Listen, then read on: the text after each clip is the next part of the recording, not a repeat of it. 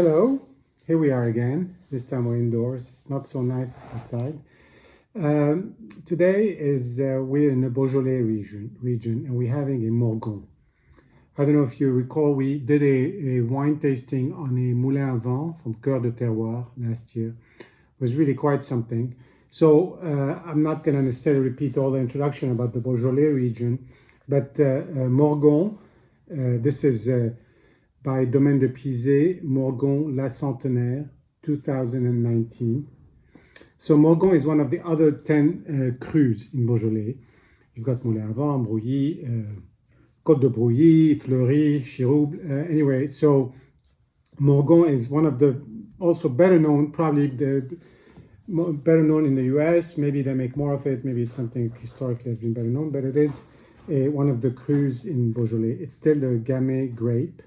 Different interpretation of it because of the terroir, because of how the vines are older. These are La Centenaire, these are 100-year-old vines in a small parcel in the Domaine de Pizay. The Domaine de Pizay itself goes back basically 1,000 years.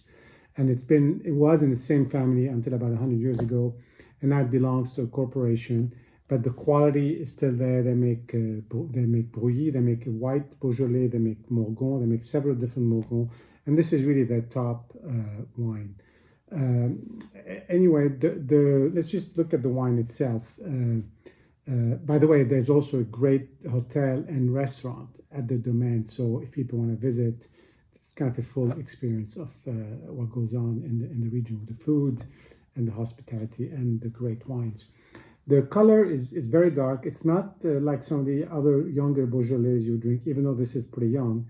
But it's dark and it's red, again, like the Moulin à Vent. It's very red, a little bit of purple, but not like in a Rhone wine or Beaujolais Nouveau. So it's really kind of nice and red. And it's not very alcoholic. It's about 13%. You do have some legs on the wine, but again, this is a very, very young wine. On the nose, there's just this deep, like dark red fruit, red-blue fruit, I would say, berries.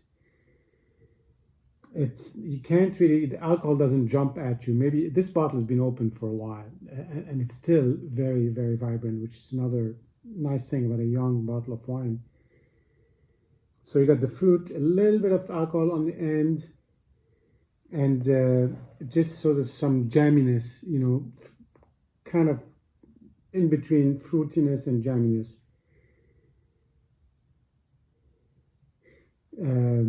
Maybe boysenberry, something like this. Let's try it.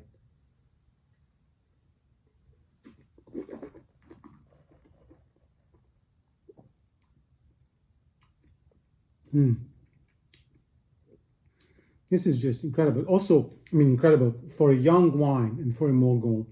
It got sort of the freshness of a young Beaujolais, but also the class and the finish and the very fine tannins of something like maybe like a Burgundy or something like that, without having this sort of austerity and this need to sit in the bottle for 10 years before you can have it. So it's really quite an interesting situation to be in, where you have a very old vine, Morgon, fine Morgon, that you can enjoy today, like it's a 2019, so very young, and you could probably wait another 5, 6, 7 years to drink it too, and it's probably going to be equally good.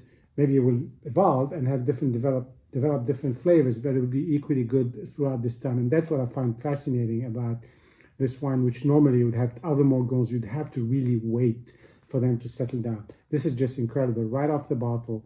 And it's got the tannins and the sort of mouth puckeriness that you have in Morgons to really help it age. Unfortunately, this is not very easy to find in the US. It's one of those things we got together to get here for a wine tasting, and so we had a supply for a finite number of people, but it's really eye-opening in terms of the region and in terms of the quality of this particular maker. Great wines for really, really good value. These wines are in the $20-$25 range. if you can find them. And again, just incredible value, incredible depth and balance with all the pieces that come together very, very nicely. Cheers.